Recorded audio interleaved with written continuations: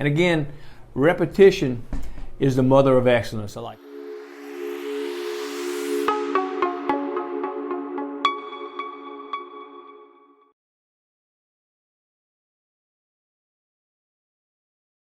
In the previous episode, I talked about the 3 R's.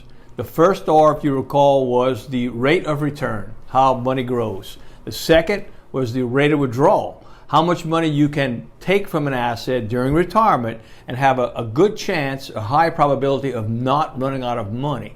The third R is the rate of taxes. Now, I've talked about taxes previously, but I'm going to talk about it again. And again, repetition is the mother of excellence, I like to say. So you're going to hear things over and over, but that's kind of how we learn things. And I want to get into taxes and the importance of understanding and being what I call tax aware when you're planning how to spend money during retirement.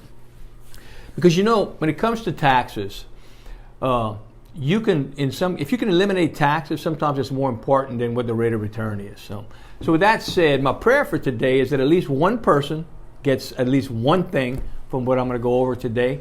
My hope, as I always say, is that we should have more conversations and less presentations. I like to think of it as being around the campfire. I've learned a lot of things around the campfire, and I want this to be that kind of a conversation. Let's talk about taxes. As I said previously, before 1913, there were no taxes. It was never the intent of the founders to have the big federal taxes that we have today, but they're here. They're not going away. And if you believe what we believe, you probably believe they're going to go up. So based on that, I have a question for you. I really want you to think about this. Would you rather pay taxes on $155,000, or would you rather pay taxes on a little over $1 million? That sounds kind of crazy, right? It's kind of a no-brainer. Well, what I'm talking about is an example that we use. If you were a 30-year-old and you put in $5,000 a year, you earn 7%, you would grow a pile of money by the time you got to 65 of $500,000. I'm not trying to be exact on everything, but we've run these numbers and I'll give you an example. I always say, if you're going off a cliff, does it really matter if you're going 100 or 110, 150 miles an hour? It's important to understand the impact. So you put in $5,000 a year from the time you're 30. You do it until you're 65 at 7%, you got $500,000. You start drawing income out and your earnings are 4% going forward because you got a little safer. Over your life expectancy, you will have saved taxes on $155,000 if you put it into that 401k traditionally. You will have paid taxes on over $1 million if you do the math. Now, you didn't have to do that. Would you not rather have paid the taxes on the $155 going in, as in a Roth IRA or using cash values, life insurance, different things that are tax-free on the back end?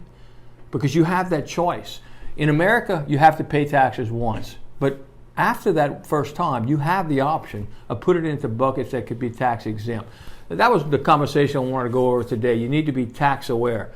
It's important that you work with a team that understands these things, and that's what holistic economic life planning is all about. It's about looking at all the tools in the box and coming up with a comprehensive plan where all these different types of things, real estate, equities, annuities, life insurance, working together to get the biggest bang for the buck, so to speak. So my suggestion is don't be the low-hanging fruit. Plan different than most Americans. The low-hanging fruit is doing exactly what the government wants us to do, which is putting the majority of our money into government-qualified plans with no thought of the future taxes. So diversify in where you hold your money. And we have the team that I refer you to that can do that. It takes a team that understands HELP, holistic economic life planning. So with that said, if you'd like to meet with a member of the team, email us at help@capitalplanningteam.com. If you like what you hear, and go ahead, please subscribe. We'd love to hear from you. And as I said, this is going to be conversations, not presentations. So with that said, I'll leave you with Philippians 4:13. Phil 4:13, I like to say, I can do all things through Christ who strengthens me. God.